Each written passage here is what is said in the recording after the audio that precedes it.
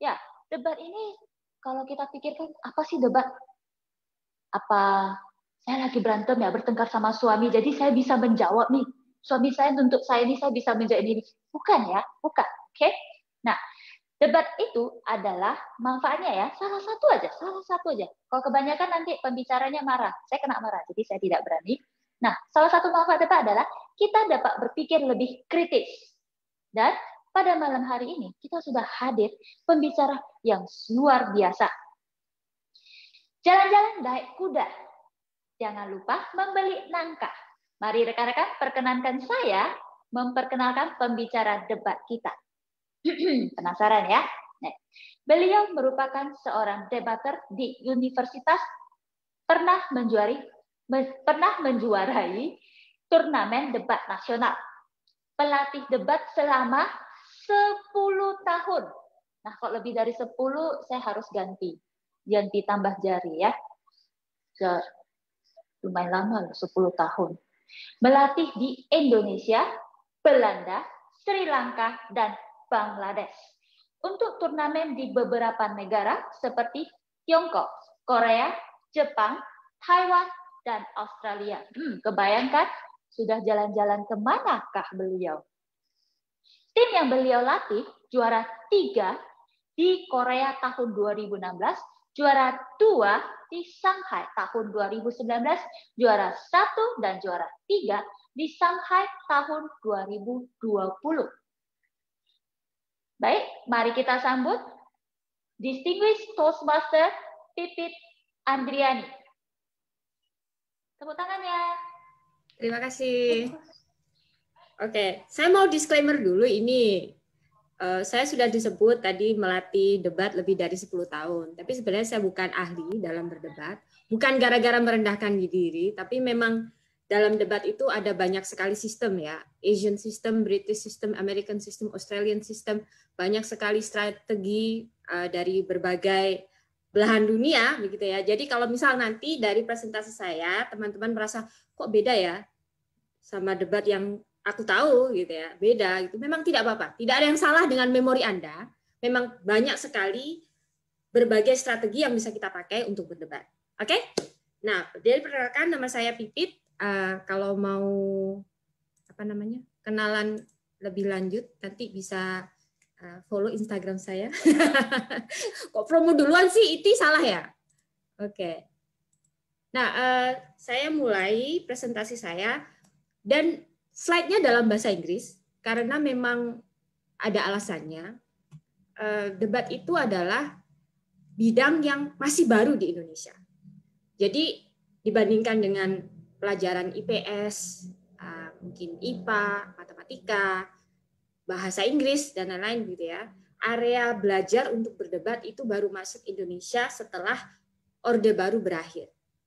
Jadi yang namanya IVED, Indonesian Varsities English Debate, itu pertama kali diadakan tahun 1998. Karena sebelumnya dilarang.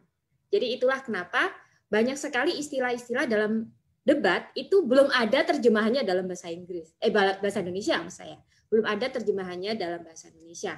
Tapi saya akan menyampaikan presentasi saya dalam bahasa Indonesia walaupun slide-nya dalam bahasa Inggris. Ya. Jadi hari ini kita akan membicarakan tentang the art and persuasion in debate atau seni dan persuasi dalam debat.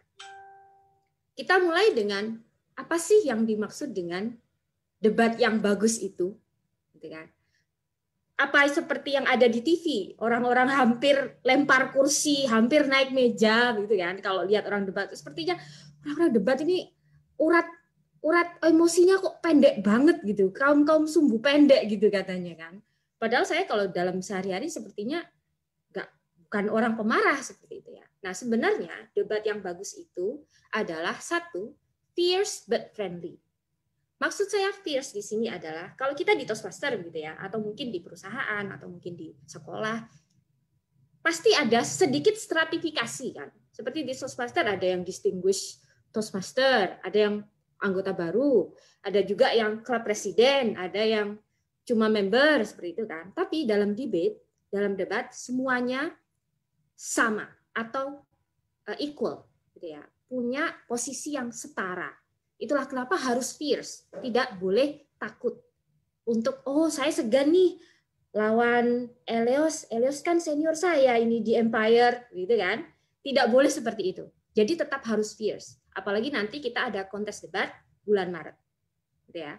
Tapi walaupun fierce tetap harus friendly. Karena juga dimanapun debat yang ternyata berujung pada pertikaian atau berujung pada tidak berbicara satu sama lain, itu adalah debat yang gagal. Ya, jadi debat yang berhasil itu ada yang fierce but friendly. Jadi jangan sampai kita bisa bermusuhan di akhir perdebatan tersebut. Nah, untuk memenuhi standar friendly tersebut itu berhubungan dengan poin kedua. Debat yang bagus itu harus meet the standards of civility and intellectuality. Civility di sini maksudnya adalah otomatis jangan sampai mengolok-olok pribadi orang atau menyerang secara pribadi. Bahasa Latinnya adalah ad hominem. Mungkin teman-teman pernah dengar ya, ad hominem itu adalah personal attack, menyerang orangnya, bukan argumennya. Seperti itu. Apalagi dalam berdebat, ketika kontes, posisi kita itu sebenarnya ditentukan oleh dadu atau coin toss, toss coin. Bukan personally, secara personal, dia ini mendukung menaikkan pajak ini, padahal dia sebenarnya mungkin tidak mendukung, tapi karena secara coin toss ditentukan demikian, jadi dapat posisi itu, gitu ya. Jadi nothing personal, tidak ada yang personal dalam debat ini. Itulah kenapa tidak boleh menyerang pribadi, yang boleh diserang adalah argumennya. Intellectuality, di sini juga ada standar intelektualitasnya. Dalam arti seperti ini, kita tidak boleh mengada-ada suatu data cuma biar bisa menang, gitu kan. Mentang-mentang kalau kita debat seperti itu, kan orang nggak bisa ngecek ya benar atau salah. 80% orang penduduk Indonesia menyatakan setuju bahwa bla bla bla. Temannya yang debat lawannya ini tidak bisa cek, gitu kan. Jadi ini adalah standar intellectuality yang harus kita jaga. Coba teman-teman bayangkan, bagaimana kalau lawan teman-teman tiba-tiba membuat data palsu. Kan teman-teman juga nggak mau kan kalau berdebat dengan mereka kan. Nah, kita harus menjaga standar yang sama, standard of intellectuality yang sama. Nah, berikutnya adalah speak with characteristic clarity and force. Maksudnya seperti ini. Kalau pernah lihat film Philadelphia, ya, dulu pernah menang Oscar Philadelphia. Pengacaranya bilang seperti ini. Explain it to me like I'm a 6-year-old. Gitu kan? Jelaskan padaku seperti layaknya aku anak umur 6 tahun. Maksudnya itu adalah jangan berbelit-belit. Yang jelas ngomongnya. Jangan pakai bahasa-bahasa yang terlalu ambigu atau mungkin orang-orang tidak familiar. Terlalu teknis mungkin istilahnya. Nah itu dihindari. Karena berhubungan dengan jurinya juga. Jurinya itu tidak boleh mendebatkan apa yang sedang ada di depannya menggunakan pikirannya sendiri. Oh sepertinya Yeni ini kok nggak masuk akal omongannya dia ya, gitu kan? Tapi Yeni lawan Fitrini. Kalau Fitrini tidak bisa menunjukkan yang dikatakan Yeni tadi salah, jurinya tidak boleh interfere di dalam kepalanya. Harus pura-pura seperti orang pihak ketiga yang tidak ikut campur. Dan itu adalah syarat menjadi juri yang benar. Jadi tidak boleh memperdebatkan dengan dirinya sendiri. Harus di point out oleh lawannya. Gitu ya. Jadi tidak boleh membantu secara psikologis tentang apa yang diperdebatkan. Itulah kenapa speak with clarity and force. Ya. Jadi jangan sampai menimbulkan leave the room for ambiguity, leave the room for a lot of misinterpretation, atau membuat ruangan terlalu banyak misinterpretation di situ. Berikutnya, yang saya sangat suka adalah debat yang bagus itu ada unorthodox argument atau argumen-argumen yang tidak biasa. Caranya seperti ini, bukan caranya, ini ya. Unorthodox argument seperti ini. Kalau Anda bisa membuat orang berbicara seperti ini, oh iya ya, aku nggak pernah kepikiran ya soal itu. Nah, itu berarti argumen Anda unorthodox. Atau mungkin bisa membuat mereka berbilang seperti ini. Oh iya ya, kayaknya aku merasakan hal yang sama, tapi nggak tahu cara jelasinnya. Selama ini tuh ya itu maksudku, tapi nggak tahu caranya jelasinnya. Ketika ternyata ada orang yang bisa menjelaskan dan Anda setuju, cuma nggak tahu caranya menjelaskannya, berarti Anda berhasil membuat unorthodox argument. Dan sebagai juri, kalau bisa mendengarkan unorthodox argument itu sangat luar biasa. Karena kebanyakan argumen itu yang diulang-ulang atau predictable ya, bisa diprediksi. Jadi unorthodox argument itu adalah argumen yang tidak bisa diprediksi atau tidak umum. Nah, yang terakhir, debat yang bagus itu adalah yang philosophical, not just practical. Jadi melihat sesuatu tidak dengan secara dangkal, tapi secara filosofi juga, secara dalam. Maksudnya gimana? Saya beri contoh. Contohnya adalah ketika ada topik perusahaan punya hak untuk melarang sesama karyawan untuk menikah. Ini benar-benar topik debat beneran loh ini ya. Dulu pernah diperdebatkan di tingkat universitas. Kalau dua tim debat ini memperdebatkannya secara praktikal, biasanya mereka akan membawa tentang masalah rumah tangga nanti bisa terbawa di pekerjaan. Dan sebaliknya nanti masalah pekerjaan juga bisa terbawa di rumah tangganya, gitu kan. Nanti bisa membocorkan rahasia perusahaan, mungkin satunya suaminya HRD, istrinya karyawan biasa, nanti jadi tahu gajinya orang-orang ini sekantor tahu semua. Contoh seperti itu. Atau bisa rawan nepotisme dan lain-lain. Itu adalah yang practical level atau tingkat yang masih dangkal. Gitu. Tapi debat yang bagus itu bisa sampai masuk ke filosofi. Siapa sih perusahaan itu? Kenapa perusahaan itu punya wewenang besar sampai bisa melarang dua orang untuk menikah? Kalau dua-duanya adalah karyawannya. Siapa sih karyawan itu? Kenapa karyawan itu harus tunduk ke perusahaan? Seperti pertanyaan-pertanyaan seperti ini kan tidak bisa dijawab dengan ala kadarnya ya. Harus secara mendalam gitu. Dan yang terakhir mungkin, apakah hak individu itu lebih penting daripada kepentingan bersama? Contohnya, kalau misal dua orang ini menikah, lalu akhirnya bisa mengancam keamanan dari suatu perusahaan, contohnya ya, walaupun sedikit exaggerate, sedikit berlebih-lebihkan. Apakah hak individu ini patut dibela-belain? Jadi itu adalah jenis debat yang philosophical atau filosofis. Nah, berikutnya, bagaimana cara mendekati suatu topik? How to approach a motion. Bahasa Inggrisnya topik dalam berdebat itu adalah motion. Kalau di bahasa Indonesia kan mosi, gitu ya. Jadi kita masih mengadopsi kata yang sama, mosi. Secara umum ada dua jenis mosi dalam debat.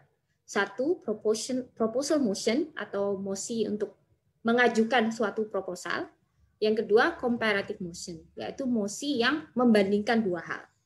Ya. Nah, kita akan melihat proposal itu seperti apa. Contohnya, motion kita akan menghukum orang tua kalau anaknya itu obesitas.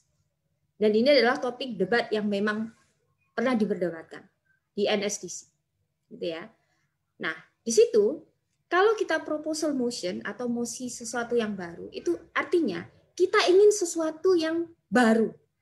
Kita tidak puas dengan status quo. Status quo itu adalah kejadian atau situasi yang sekarang. Kita tidak puas dengan situasi yang sekarang. Bahkan kalau perlu kita tunjukkan ke juri, kalau kita marah dengan situasi yang sekarang. Fanning the waves of discontent. Jadi manas-manasin orang, kita tuh nggak bisa terima keadaan ini. Kita harus melakukan sesuatu. Itu adalah mosi proposal. Nah, caranya ketika kita mendapatkan mosi proposal seperti ini kan, kita mau menghukum orang tua kalau anaknya obesitas. Satu, jelaskan apa sih yang salah dengan status quo? Apa sih masalahnya sekarang ini? Gitu kan. Kalau bisa agak besar-besarkan sedikit gitu kan. Anak-anak itu adalah masa depan negara ini, bagaimana bisa contohnya. Lalu jelaskan juga how do you want it differently then? Apa yang mau Anda lakukan terhadap situasi tersebut? Cara menyelesaikannya. Jadi itu adalah inti dari proposal motion atau mosi proposal. Nah, kalau Anda ternyata counter atau melawan mosi proposal seperti ini, maka caranya adalah identifikasi siapa saja yang terlibat dalam kasus tersebut. Perlu diingat bahwa kadang yang paling salah itu justru kurang jelas. The most guilty is usually the least obvious. Jadi harus digali-gali dulu, baru tahu, oh ternyata yang salah sih itu. Bukan salah orang tua. Kalau dilihat secara dangkal, oh, salah mungkin orang tua, kan itu tanggung jawab orang tua ya. Ternyata, oh mungkin bagaimana bisa orang tua itu melawan perusahaan-perusahaan besar yang punya dana luar biasa banyaknya untuk membuat iklan-iklan. Kita tidak bisa gitu melawan iklan-iklan ini, melawan anak-anak tergiur, apalagi dengan mainan, Toy Story dan lain-lain, ketika membeli junk food contohnya, gitu kan? Jadi tidak berdaya orang tua ini, atau bahkan mungkin bisa menyalahkan pemerintah, contohnya. Itu kan list obvious, atau tidak bisa disalahkan secara langsung tanpa berpikir lebih dalam. Contohnya di Amerika Serikat, kenapa banyak sekali anak-anak yang obesitas? Karena harga junk food itu jauh lebih murah daripada harga makanan segar. Jadi justru warga yang mungkin dalam di bawah kemiskinan atau tidak kaya lah ya, mereka jauh lebih mudah untuk membeli junk food daripada memberi makanan segar seperti sayuran dan lain-lain. Kalau seperti ini ternyata mungkin salahnya pemerintah karena makanan inflasi yang begitu tinggi sampai-sampai makanan yang bisa mereka beli itu cuma junk food. Jadi sebenarnya bukan salah orang tuanya. Jadi itu contohnya adalah bagaimana kita propose something and also counter. Jadi kita mengajukan sesuatu yang baru untuk dijadikan solusi, tapi juga kita bisa melawannya kalau kita dikontra. Nah, berikutnya adalah comparative motion atau mosi membandingkan. Contohnya adalah in a marriage, rice is better than a rose. Ini bukan maksudnya kita membandingkan nasi lawan bunga mawar, bukan. Ini adalah simbolis, gitu kan. Simbolis maksudnya oh mungkin keuangan atau kemapanan itu versus cinta. Mana sih yang lebih penting di pernikahan itu? Apakah kemapanan atau cinta, gitu kan? Jangan sampai amit-amit gitu ya, ternyata yang debaternya benar-benar mendefinisikan nasi dengan nasi beneran lawan bunga mawar beneran gitu ya. Bukan, jadi ini adalah simbolis. Kalau kita memperdebatkan sesuatu yang komparatif atau membandingkan dua hal seperti ini, caranya adalah kita set parameter, kita membuat parameternya. Apa sih pernikahan yang bahagia itu? Apa sih tujuan dari pernikahan itu? Gitu kan? What is the ideal? Lalu Anda tunjukkan bahwa pilihan A ini tuh yang bisa mendukung parameter tadi. Tapi itu pun tidak cukup. Anda juga harus membuktikan bahwa pilihan yang B itu tidak bisa memenuhi parameter yang tadi. Jadi kalau Anda cuma menunjukkan bahwa ternyata kemapanan itu sangat penting dalam rumah tangga saja, itu tidak cukup. Karena berarti argumennya masih setengah. Kalau mau argumennya penuh, Anda juga harus menunjukkan bahwa pihak lawan itu tidak cukup untuk memenuhi parameter yang Anda set atau yang Anda tentukan tadi. Gitu ya. Begitu juga dengan tim lawan, Anda juga bisa membuat parameter sendiri, lalu kalian akan clash gitu ya. Dibandingkan sebenarnya parameter mana yang ternyata yang benar. Nah, itu adalah contoh dari jenis mosi. Nah, banyak juga teman-teman yang kadang merasa ini kok debat topiknya seperti sulit diperdebatkan gitu ya. Percayalah bahwa gray area is always there. Selalu ada area abu-abu gitu ya. Banyak hal yang itu sebenarnya bisa diperdebatkan, lebih dari yang kita pikirkan. Contohnya seperti mosi honesty is the best policy. Kejujuran itu adalah keputusan yang terbaik. Ternyata itu sangat debatable, sangat bisa diperdebatkan. Ada orang yang terlalu jujur itu hidupnya penuh konflik loh. Ada yang orang terlalu jujur itu sampai bisa dibunuh. Seperti itu. Karena you can't even get killed if you're being brutally honest gitu. Terlalu brutal gitu kejujurannya. Contoh seperti. Jadi banyak hal itu sebenarnya bisa diperdebatkan lebih dari apa yang kita prediksikan sebelumnya.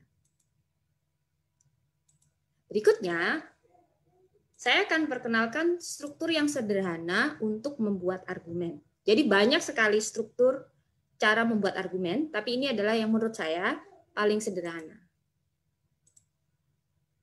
Simple argument itu namanya adalah AREL. Nah, di sini mungkin ada debater sebelumnya. Saya lihat tadi ada Santi. Di sini mungkin pernah dengar AREL. AREL di sini bukan penyanyinya Noah ya. Bukan juga yang di Ariel itu ya. AREL di sini adalah singkatan dari assertion, reasoning, example, dan link back. Oke, assertion itu adalah pernyataan. Apa sih yang mau Anda buktikan? Gitu kan. Diikuti dengan reasoning. Alasannya apa? Lalu diikuti oleh contohnya apa. Jadi jangan sampai hanya di awang-awang, harus sampai ke contoh. Atau example ini bisa diganti dengan data. Data yang bisa dipertanggungjawabkan. Lalu itu pun tidak cukup, harus kembali lagi ke atas, link back. Karena dalam debat banyak sekali argumen, juri kadang bingung.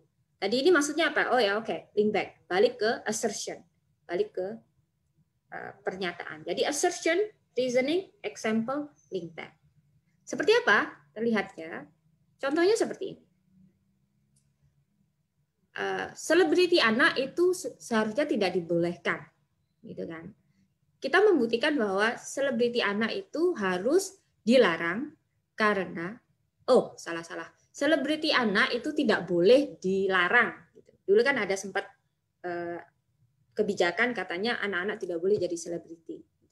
Nah di sini ternyata dia mendukung. Selebriti anak itu harus diperbolehkan karena ini bisa membuat masa depan mereka cerah. Alasannya apa? Kenapa? Karena kita tuh belajar dan kerja keras di sekolah supaya kita bisa jadi individu yang sukses di masa depan. Sayangnya jalan menuju kesuksesan ini tidak mudah. Banyak sekali latihan yang harus kita lakukan, banyak sekali kesempatan yang harus kita dapatkan. Menjadi selebriti anak itu bisa memberikan start yang lebih awal, biar mereka punya karir lebih awal. Mereka bisa belajar banyak hal ketika menjadi selebriti anak, yang anak-anak lain tidak punya kesempatan untuk belajar. Ini bisa mempersiapkan mereka untuk mendapatkan karir yang cerah di masa depan. Contohnya, Justin Bieber dan Michael Jackson. Dan lain-lain. Selena Gomez lah. Link back. Oleh karena itu, dari alasan ini dan contoh ini, saya percaya bahwa selebriti anak itu harus diperbolehkan. Gitu kan? Jadi ini adalah contoh sederhana AREL, assertion, reasoning, example, and link back. Nah, ternyata itu juga bisa kita putar balikkan. Kita putar balikkan itu namanya dari battle atau dalam bahasa Indonesia adalah sanggahan. Kalau ingin menyanggah sesuatu, ini adalah struktur yang menurut saya paling mudah. Kalau mau counterclock, gitu ya, kita harus quote, kita kutip. Lawan kita tadi ngomong apa? Karena juri itu punya short term memory. Memorinya sangat terbatas, gitu ya. Tadi ngomong apa saja gitu kadang tidak tahu secara verbatim, gitu ya. Kalau kita mau ngutip, kita tidak harus verbatim juga, tidak harus perkata benar gitu ya. Karena kita juga punya keterbatasan waktu ya. Kita juga bukan stenograf kan yang bisa perkata benar semua, tapi kita secara more or less kita kutip tadi ngomong apa. Lalu jelaskan apa salahnya dengan pernyataan tersebut. Tapi itu pun tidak cukup. Anda juga harus menjelaskan apa yang benar kalau begitu. Jadi tidak cukup hanya menunjukkan bahwa pernyataan tadi salah. Yang benar apa dong? Gitu ya. Nah, contohnya seperti ini, masih dengan argumen tadi. Quote, mereka bilang bahwa selebriti anak bisa sukses di masa depan. Ini salah, ladies and gentlemen. Ini salah para penonton dan juri, karena banyak dari mereka itu menjadi orang dewasa yang bermasalah ketika mereka dewasa. Karena mereka tidak punya masa kecil yang normal. Contohnya Justin Bieber dan Michael Jackson tadi yang kalian sebut, itu sebenarnya adalah contoh nyata bahwa itu tidak berhasil. Mereka jadi individu yang bermasalah ketika dewasa. Keluar masuk pengadilan, bahkan sempat masuk penjara, dan lain-lain. Yang benar gimana? Yang benar adalah kita tidak boleh membiarkan anak-anak itu jadi selebriti. Biar mereka bisa punya masa kecil yang normal, masa kecil yang bahagia. Jadi mereka tidak jadi orang-orang yang bermasalah ketika mereka dewasa. Jadi kita bisa menggunakan contoh lawan untuk memihak, untuk membuktikan kasus kita. Dengan cara quote, and then tell what's wrong with that, and then what's right then. Nah, berikutnya adalah the F word. Nah, dalam debat itu ada yang namanya the F word. Tapi the F word dalam debat itu bukan kata-kata kotor ya. The F word dalam debat itu adalah fair. Kalau kita mau membuktikan sesuatu, sifat dasar manusia itu adalah justice, ingin keadilan. Kalau kita bisa membuat seseorang berkata itu tidak adil, gitu kan? Mereka tuh udah otomatis kayak apa ya? Mungkin bukan marah atau bereaksi terhadap seperti itu. Karena itu sudah sifat dasar kita. Itulah yang harus kita pakai dalam debat juga. We need to appeal to people's sense of justice. Maksudnya adalah ketika kita berdebat, kita harus cari tahu dalam mosi ini siapa sih yang dirugikan, siapa sih yang tidak diperlakukan tidak adil. Dan itu yang kita bela. Dan setiap sisi itu ada yang tidak diperlakukan secara adil. Kita harus identifikasi siapa. Nah, kalau dalam Snow White, itu kan ada mirror, mirror on the wall, who's the fairest of all. Fairest of them all, gitu kan. Di debat itu juga seperti itu. Tapi dalam hal ini adalah siapa sih yang paling adil dalam debat ini? Tim saya atau tim mereka? Nah, itu yang harus kita identifikasi. Nah, contohnya adalah dengan mosi, kita harus membuka identitas pasien COVID. Nah, topik ini muncul tahun lalu. Mungkin kalau sekarang tidak terlalu heboh ya. Banyak sekali identitas pasien yang sudah dibuka. Tapi beberapa bulan lalu kan masih sensitif ya. Mana yang harus dilindungi? Kalau ternyata kita orang-orang ingin membuka identitas pasien COVID, itu kan pasti yang nggak adil toh buat pasiennya. Nah, kalian juga harus membela sebagai memperjuangkan keadilan untuk para pasiennya. Nanti mereka bisa distigmakan di masyarakat, mereka bisa didiskriminasi, apalagi dengan orang-orang hoax di mana-mana, orang termakan mudah sekali termakan dengan isu-isu yang memicu gitu. Kalau ternyata si pasien ini dirilis atau dibuka datanya, gitu kan? Itu kan kasihan mereka. Bahkan mungkin setelah pandemi berakhir, mereka tetap membawa stigma itu sampai beberapa tahun ke depan. Contohnya. Tapi kalau ternyata Anda yang mendukung membuka identitas pasien COVID, kan Anda harus mengidentifikasi siapa sih yang diperlakukan tidak adil di sini. Oh, masyarakat. Tidak adil untuk masyarakat karena mereka berhak tahu siapa yang sudah terinfeksi, jadi bisa melakukan hal-hal tertentu untuk menghindarinya. Mungkin tidak ke rumahnya dulu, atau mungkin bahkan membantu, gitu kan? Tapi biasanya biar mereka tidak terhindar dari penularan.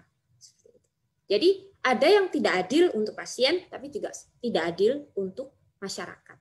Mana di antara kedua tim ini yang bisa membuat juri memihak mana sih yang paling diperlakukan tidak adil dan mana keadilan yang sebenarnya. So mirror mirror on the wall, who's the fairest of them all, di debat itu juga ada.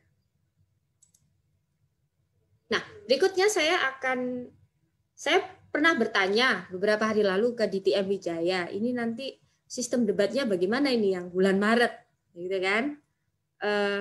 Terserah pipit saja katanya. Jadi ini saya ada usulan, kalau kita bulan Maret nanti ada lomba debat, usul saya seperti ini. Karena biar semakin banyak tim yang ikut ya. Jadi satu tim itu 2 orang saja, tidak apa-apa. Biasanya di debat yang di Asia itu satu tim 3 orang. Kalau di British itu 2 orang, di Amerika juga 2 orang. Dan kita coba 2 orang dulu ya. Nah, yang kedua, masing-masing berbicara maksimal 5 menit. Walaupun saya ada sedikit keraguan apakah diberi minimal juga. Tapi menurut saya biasanya orang-orang Toastmaster itu suka ngomong gitu kan. Jadi 5 menit sepertinya ya berlalu seperti itu saja. Bahkan mungkin kurang, cetak udah selesai gitu. Apalagi kalau Iti kalau yang ngomong dulu, Fitri ini apalagi, waduh.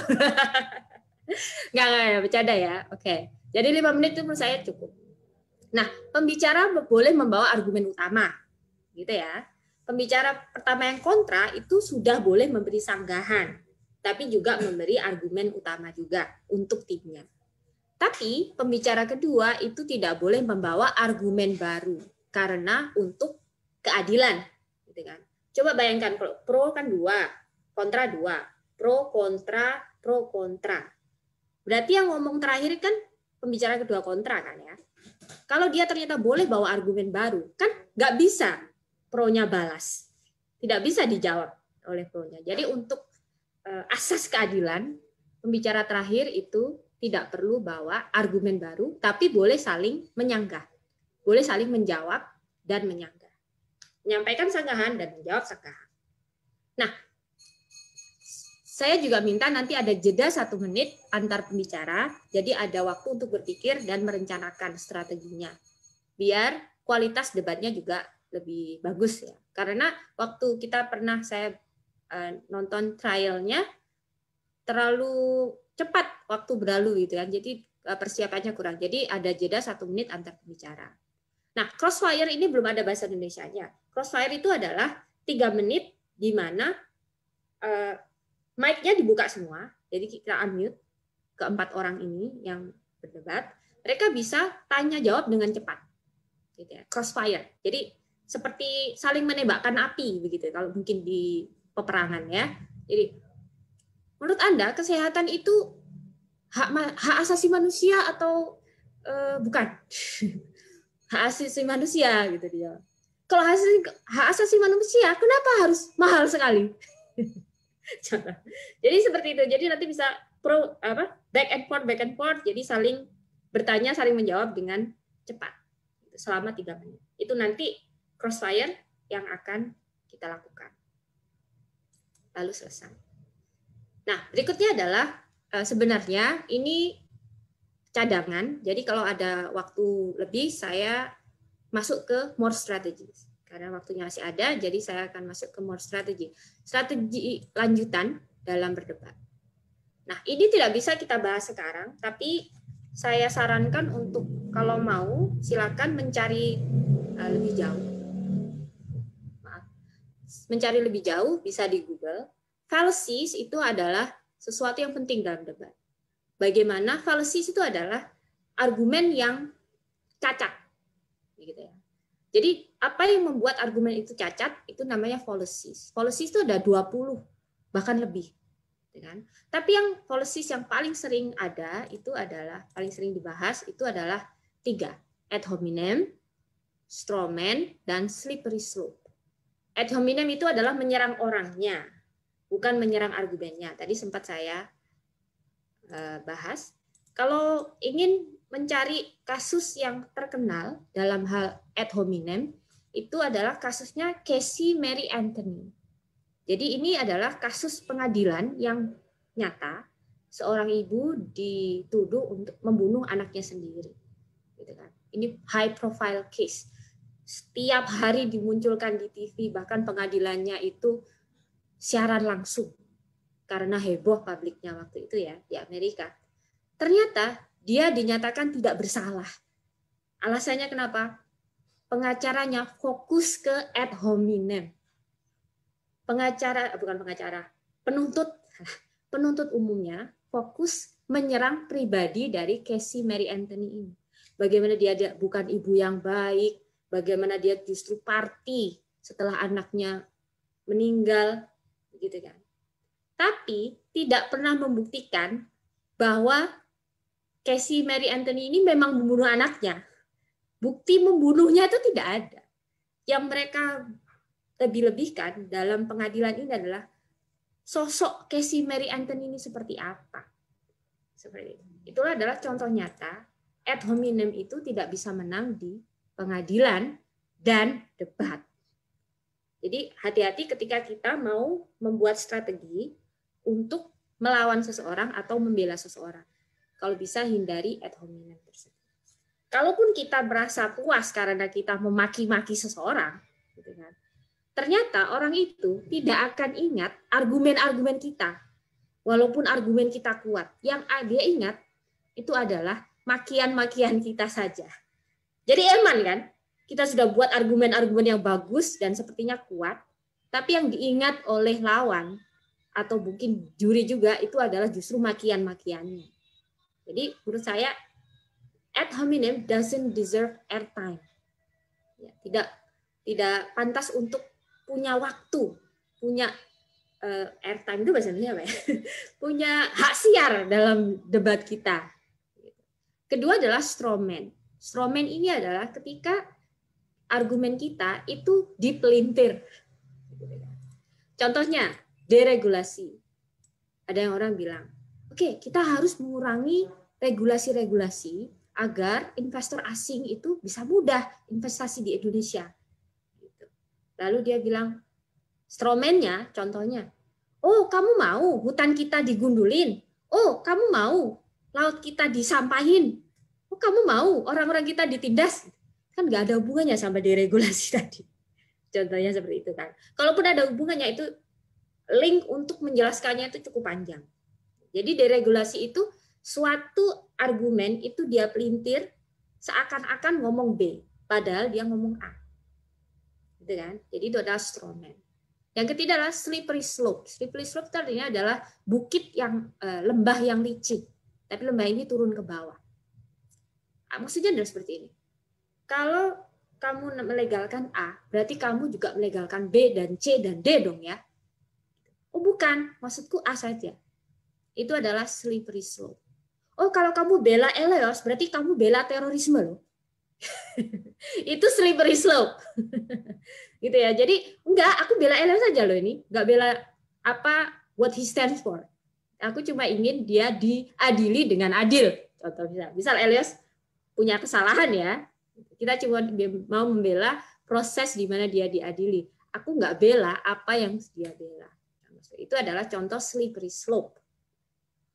Nah berikutnya adalah kalau punya waktu bisa belajar filosofi walaupun singkat. Jadi ada buku favorit saya 30 Second Philosophy. Jadi ini. Nah ini adalah filosofi selama 2000 tahun lebih ya, itu dijelaskan 30 detik. Filosofi itu sangat penting dalam debat karena kalau kita tahu satu kerangka pemikiran itu bisa kita aplikasikan ke banyak kasus ya. Contohnya ada utilitarianism. Utilitarianism itu maksudnya adalah dalam suatu kasus mana sih hal yang paling menguntungkan banyak orang.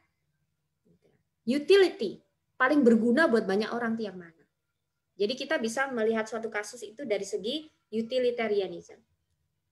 Ternyata itu juga bisa ada cara melawannya, yaitu ethics. Ethics itu juga filosofi. Contohnya Robin Hood atau seseorang yang oke, aku mau membantu banyak orang yang miskin nih. Caranya gimana? Aku mau rampok saudagar itu. Apakah tujuan dia untuk menolong banyak orang ini bisa menjadi pembenaran dari caranya yang dilakukan? Dengan cara apa? Gitu kan? Atau mungkin yang suka baca novel pernah dengar apa namanya? Crime and Punishment, gitu kan? Novel yang cukup terkenal dari Rusia.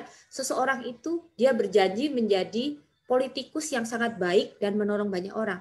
Tapi dia butuh dana untuk bisa jadi politikus ini. Jadi dia merampok dan membunuh tetangganya.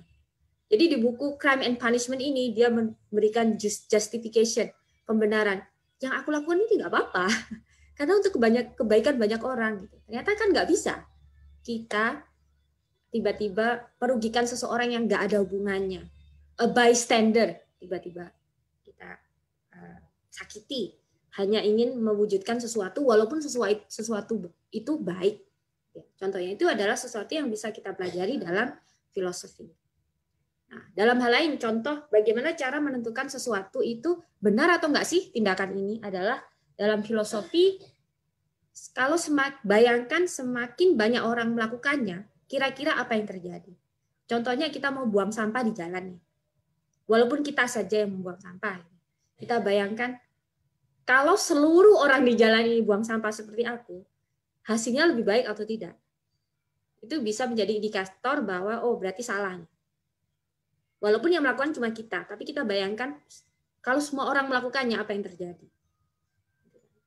Begitu juga dengan kebaikan. Misal kita memberi seseorang, kalau semua orang memberi, hasilnya jadi baik atau tidak? Oh ternyata jadi baik. Oh berarti itu yang kita lakukan. Jadi kerangka berpikir seperti ini bisa kita pelajari di filosofi.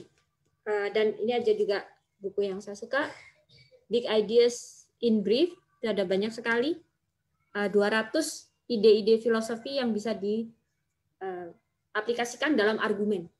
Banyak sekali. Dan ini 2 halaman per ide, jadi benar-benar concise, gitu ya, singkat. Nah, juga identifikasi siapa saja yang terlibat dalam kasus tersebut. Kadang yang paling bersalah itu justru nggak kelihatan. Contoh nyata adalah silakan di Google kasus dari The Herald of Free Enterprise Ferry. Jadi kalau ada waktu luang silakan di Google. Kasus ini adalah kasus tenggelamnya ferry di Selat Inggris yang menyeberang dari London ke Brugge di Belgia. Ferry ini tenggelam karena pintu lambung kapalnya lupa ditutup. Jadi air masuk, gitu kan. Yang bertugas menutup itu ketiduran. Nah, tapi ketika di pengadilan, ternyata yang tadi lupa menutup pintunya tadi, itu justru dimaafkan. Tidak mendapatkan hukuman. Yang mendapatkan hukuman adalah cari sendiri. Bisa dibaca. Gitu kan. Nah, di sini menunjukkan bahwa ternyata orang-orang yang justru paling bersalah itu kadang tidak jelas. Harus digali dahulu. Dan di pengadilan di Inggris ini, The Herald of Free Enterprise Ferry ini, salah satu contoh nyatanya. Kalau kita mungkin dari luar kan, yang salah ya yang tadi yang ketiduran. Kenapa dia ketiduran ketika kerja gitu kan? Sampai pintu lambung kapalnya nggak ditutup. Pintu air masuk, 180 orang meninggal dunia dalam kasus ferry ini. Kalau nggak salah ya. 180. Jadi itu adalah contoh nyata. Identify who are involved in the case. Sometimes the most guilty part is the least obvious. Yang keempat, data itu tidak cukup kalau tanpa penjelasan yang mendukung. Contohnya, mosi bahwa remaja harus diperbolehkan menjadi menteri. Itu adalah salah satu topik dalam debat yang memang sebenarnya ada. Nah, ada seseorang yang membawa data di India, mayoritas penduduk itu adalah remaja. Kan nggak adil kalau mereka tidak boleh dibolehkan jadi menteri, gitu kan? Karena mereka perlu diwakili dalam pemerintahan. Tapi data ini itu sangat rapuh karena hanya berlaku di India. Bagaimana dengan di Jepang? Jadi kalau di Jepang ternyata anak remaja tidak perlu jadi menteri dong, karena mereka populasinya sangat sedikit. Justru yang banyak itu adalah yang mungkin di atas 50 tahun. Jadi seharusnya yang jadi menteri yang di atas 50 tahun.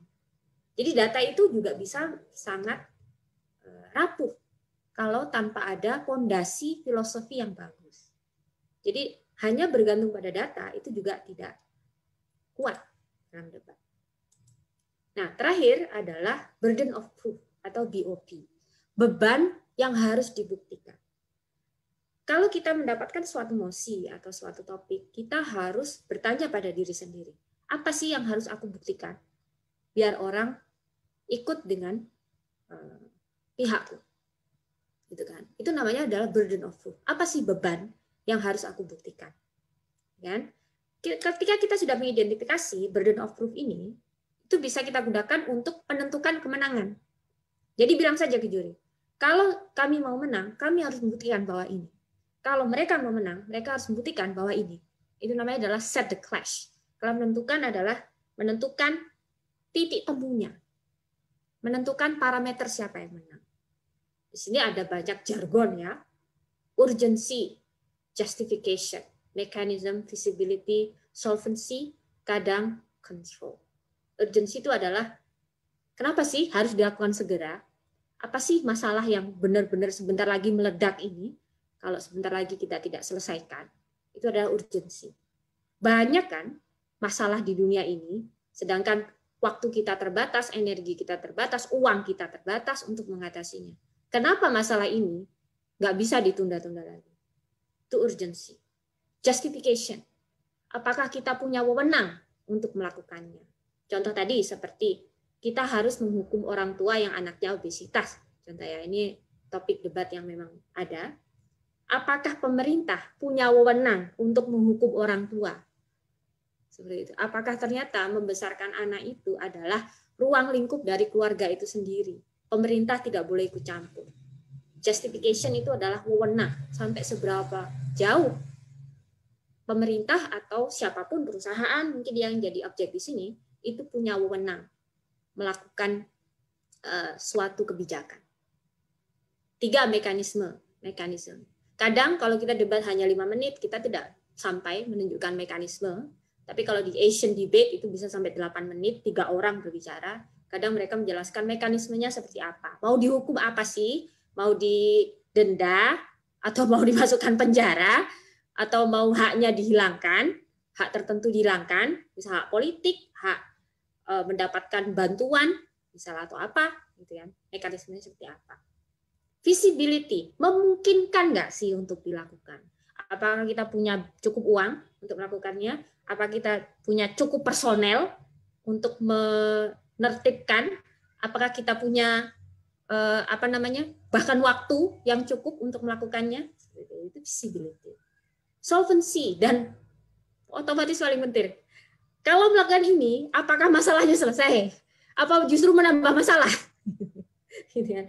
Jadi solving problem by creating more problem, gitu ya. Jadi maksudnya menyelesaikan masalah ternyata justru memperparahnya. Itu juga bisa. Solvency, effectiveness. Yang terakhir adalah control. Kalau itu dilakukan, siapa yang akan mengontrol biar ini tidak kelewatan atau tidak menimbulkan backlash, gitu ya, atau sesuatu yang tidak kita inginkan sebagai akibatnya. Jadi ini adalah burden of proof atau beban yang harus dijelaskan. Jadi ini yang bisa saya bagi. Biasanya kalau saya melatih debat itu sampai 5 jam. Jadi sebenarnya menurut saya untuk kerangka berpikir dalam berdebat itu menurut saya yang baru saja saya sampaikan sepertinya cukup, dalam arti ini sudah bisa diaplikasikan dalam kehidupan sehari-hari. Jadi menurut saya sekian, dan ingat jangan walk away from debate, jangan takut untuk berdebat. Walaupun kita orang Indonesia, asas kita bermusyawarah gitu ya. Bukan berarti tidak boleh berdebat lah ya. Nanti bermusyawarah jangan, nggak boleh debat, ini jangan seperti itu. Jadi kita harus bisa, terutama kalau kita merasa benar, kita harus bisa membuktikan ke orang lain bahwa ini adalah jalan terbaik. Oke, jadi semoga bermanfaat. Saya kembalikan ke moderator. Terima kasih DTM Pipit. DTM Pipit, ini ada pertanyaan. Oke, dari Pak Boy. Saya sering membuat argumen yang out of the box. Tapi pihak lawan sepertinya tidak atau belum bisa menerima the whole idea karena keterbatasan waktu. Saya tidak tahu apakah moderator debat got the whole idea atau tidak. Mohon sarannya untuk argumen yang out of the box ini supaya efektif dan jadi wow. Oke. Nah, Pak Boy, walaupun Pak Boy nanti berdebat melawan seseorang, ingat yang diyakinkan itu bukan lawan kita, yang diyakinkan itu adalah jurinya. Jadi Pak Boy nggak perlu mikirin nanti dia percaya nggak ya, nggak perlu. Mereka mau nggak mau memang harus membela sisi mereka sendiri. Jadi yang Pak Boy harus khawatirkan itu justru jurinya. Jurinya nanti paham atau tidak. Nah, berbalik ke filosofi, pegangan para debater, explain it to me like I'm a 6-year-old. Itu adalah apa yang harus dilakukan oleh juri. Kalau kita mau menjelaskan argumen yang ortodok, bayangkan seperti menjelaskan ke anak kecil. kira-kira mereka paham atau tidak. Dan kita benar-benar harus jangan sampai kehilangan missing link, Pak Boy. Missing link itu adalah dari A ke B, B ke C, C ke D, baru bisa disimpulkan seperti itu. Jangan sampai tadi kelupaan jelaskan yang C, langsung loncat ke D. Kalau anak-anak kan mungkin tidak bisa inference ya, inference itu menyimpulkan secara reading between the lines itu belum bisa. Salah ya, reading between the lines ya. Reading between the lines itu tidak bisa. Jadi kita harus kalau mau menyampaikan sesuatu yang unorthodox, terutama unorthodox, itu harus secara jelas seperti menjelaskan ke anak kecil. Itu Pak Boy. Jadi pesan saya, semoga saya paham ya. Pertanyaannya benar nggak sih? Explicit, iya benar ya Natalie, explicit. Untuk rekan-rekan semua, mohon videonya dihidupkan dulu karena kita ingin mengabadikan momen kita hari ini dengan berfoto. Baik, tunjukkan senyum terbaik Anda, rapikan dulu rambutnya. Ayo, Zoom host kita, cek dulu ada nggak kira-kira yang belum menghidupkan videonya? Biar kita hidupkan dulu. Sudah?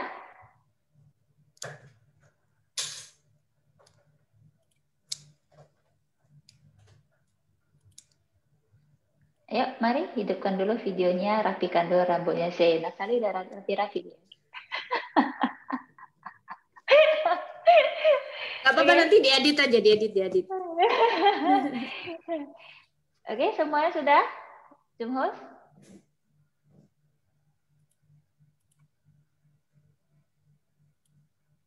Oke, ada yang belum mungkin nggak apa-apa ya. Mungkin masih malu-malu kucing. Ya tadi Bu Rona sepertinya masih tiduran. Bu Rona, dihidupkan sebentar tadi langsung dimatikan lagi. Bu Rona duduk dulu, hidupkan. Duduk dulu Bu Rona. Silakan mungkin di. Bu Rona cari kacamata kali. Oke. Oke, saya dalam. Bentar, Bu Rona bukan kacamata. Ya. Yes. Oke. 1, 2, 3, cheese. Oke, terima. Sekali lagi ya, tunggu sebentar. Ya, untuk jaminan. 3, sekali lagi. Ayo, 1, 2, 3, cheese. Oke, terima kasih semuanya. Baik, terima kasih. Ini kita masih ada waktu sisa 3 menit, tapi ada pertanyaan ini. Untuk di TMPPIT mau kita lanjut atau bagaimana? Silakan. Baik. Nah, untuk dari Toastmaster Edi, membedakan reason dan impact seperti apa? Saya kadang kebalik-balik, misalnya, more and more people are leaving the agriculture sector and moving to city center. What is the reason? What is impact? Ayo, saya juga bingung. Perbedaan apa dan apa? Membedakan reason dan impact. Impact dan reason. Reason, alasan dan impact, efeknya gitu. Impact, impact. Oke. Reason dan impact. Oke, sebenarnya cuma beda istilah saja. Kalau dalam debat di Amerika, impact itu adalah reason. Kalau dalam debat di Inggris, reason itu adalah impact. Gitu sebenarnya. Jadi impact kalau misalnya mungkin ada teman-teman guru yang melatih World Scholars Debate, WSDC, World Scholars Cup gitu ya. Impact itu adalah urutannya debat di Amerika itu pernyataan dulu, gitu kan, lalu data, lalu impact, lalu baru closing.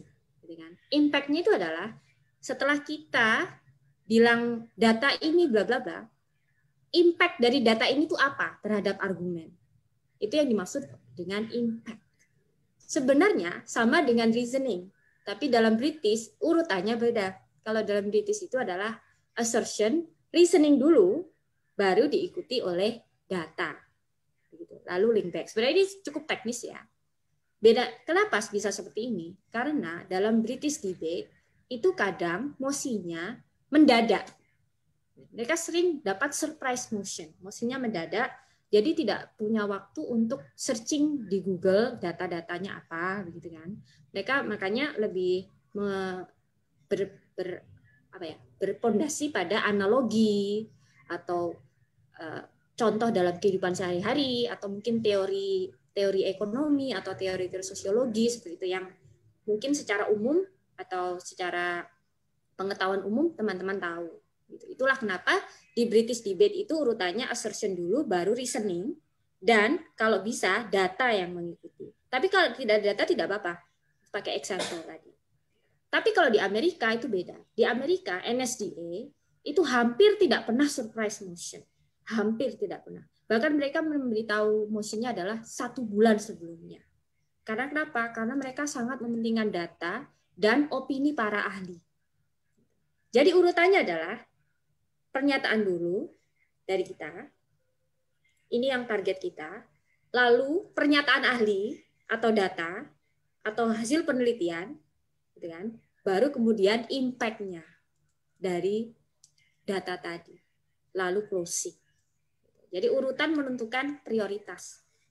Jadi impact dan listening itu sebenarnya sama, tapi dari 2 sistem debat yang berbeda. Terima kasih. Baik, ada pertanyaan lagi? Lanjutkah kita? Di TMPP? Ya silakan kalau ada. Kalau misalnya teman-teman sudah jam 9 masih ada pertanyaan? Nggak apa-apa kah? Iya. Tidak apa-apakah? Apakah kita mau melanjutkan? Tadi waktu saya ke bawah Fitri ini sedikit, walaupun itu tadi pertanyaan saya ya. Saya yang menyuruh Fitri ini ngomong tadi. Baik.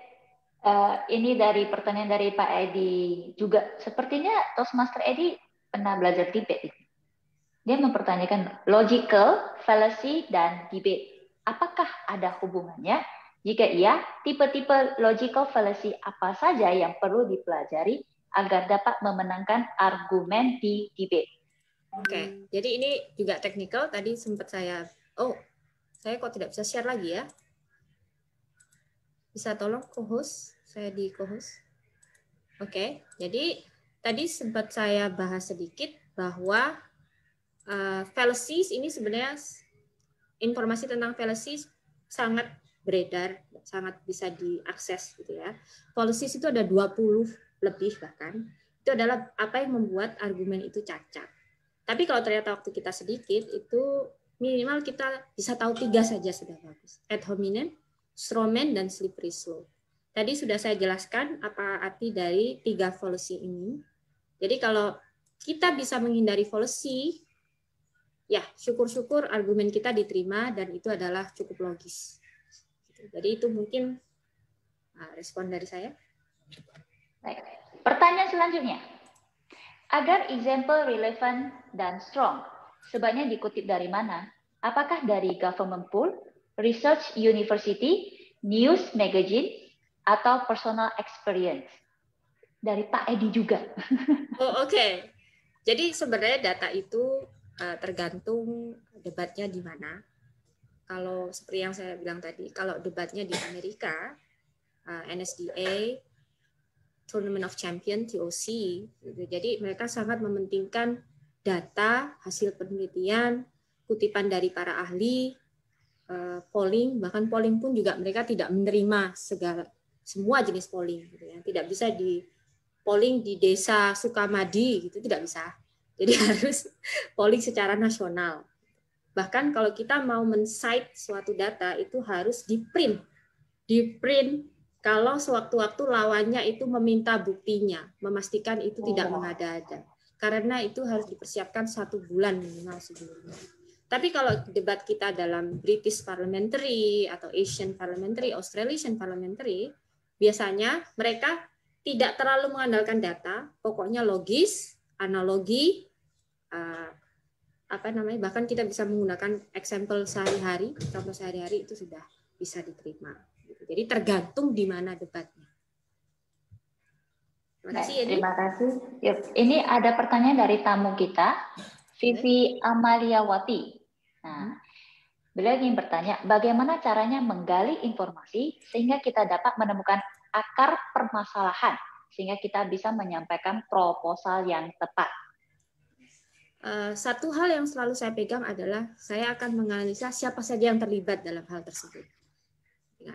Walaupun kita sudah ada posisi tertentu ya, kita mau pro atau mau kontra kadang ditentukan oleh coin toss. Tapi ketika kita mendapatkan suatu kasus, yang pertama kali kita tanyakan adalah siapa saja yang terlibat dalam kasus ini.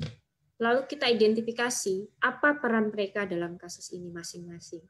Dan perlu diingat bahwa tidak semua pihak yang terlibat itu bisa terlihat dengan jelas. Kadang harus kita pikirkan matang-matang. Seperti yang tadi saya bilang, ternyata obesitas anak itu ada hubungannya dengan pemerintah. Sebelumnya mungkin belum kepikiran. Oh, ternyata ada hubungannya dengan multinational corporation, perusahaan seperti McDonald's, seperti itu. Tidak hanya orang tua, tidak hanya anak, tidak hanya tetangganya, tidak hanya sekolahnya. Jadi kita harus identifikasi siapa saja yang terlibat dan hubungan satu sama lain. Itu yang saya harus lakukan. Baik, pertanyaan terakhir. Intinya debat itu apa? Apakah harus ada yang menang atau kalah? Seperti debat yang kemarin kita dengar Donald Trump dengan Biden. Ini pertanyaan dari Angel. Oke, jadi ini pertanyaan yang sebenarnya sering saya dapatkan juga. Apa sih manfaatnya? Terutama dari orang tua, dari murid-murid saya ya, karena mereka takut anaknya ini bisa besarnya jadi apa sih kalau diajari debat melulu? Apakah nanti ketemu polisi jadi membelot dan lain-lain gitu kan? Nah, sebenarnya ini salah satu hal yang kalau saya cerita tuh jadi kayak sedih gitu. Kalau di Indonesia itu kita diajarkan untuk menghindari konflik. Kalau ada konflik, misalnya kita dipalak seseorang atau apa, pungli, ya udahlah kasih aja gitu kan, nah, gitu kan contohnya. Kalau mau memperjuangkan sesuatu ini tuh kayak, aduh gitu. Dan itu sebenarnya yang menurut saya membuat situasi jadi runyam. Saya bayangkan bukan hanya Anda yang seperti itu, semua orang seperti itu. Jadi kan jadi malah enak yang orang tadi tidak ada yang konfrontasi sama sekali. Jadi sebenarnya menurut saya fungsi utama debat itu justru mengembangkan kemampuan berpikir dan berani membela stance Anda, berani membela posisi Anda, terutama ketika Anda sedang benar. Dan kalau ada orang lain yang mau mempromosikan suatu ide yang sebenarnya itu tidak masuk akal, sebenarnya itu penuh fallacy, Anda bisa dengan mudah pinpoint atau mengenali, oh itu tadi nggak masuk akal loh, nggak masuk akal gitu. Itu tadi tidak masuk akal. Kalau Anda terbiasa dengan debat, hal-hal seperti ini tidak mudah untuk mengelabui Anda. Jadi menurut saya itu adalah hal paling utama yang saya pelajari ya minimal dalam debat. Kalau di Medan cincai, udahlah kasih aja lah cincai lah. Oh, yeah. Nah sekarang ya ini bayangkan kalau semua orang seperti itu.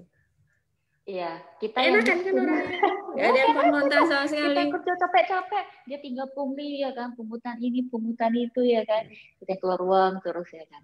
Ya, kalau saya juga, bilang kita belajar minimal kasih tahu satu orang, kemungkinan udah bisa snowballing itu. Jadi orang belakangnya Anda, misal, oh ini formulirnya gratis tapi diminta 20.000, gitu kan? Terus saya formulir ini gratis, gitu ya. Loh kok diminta 20.000? Bilang aja ke orang bawah belakangnya itu. Ini loh terus saya gratis kok minta 20.000 ya? Nah, kemungkinan orangnya mungkin membela Anda. Iya Pak, gimana sih?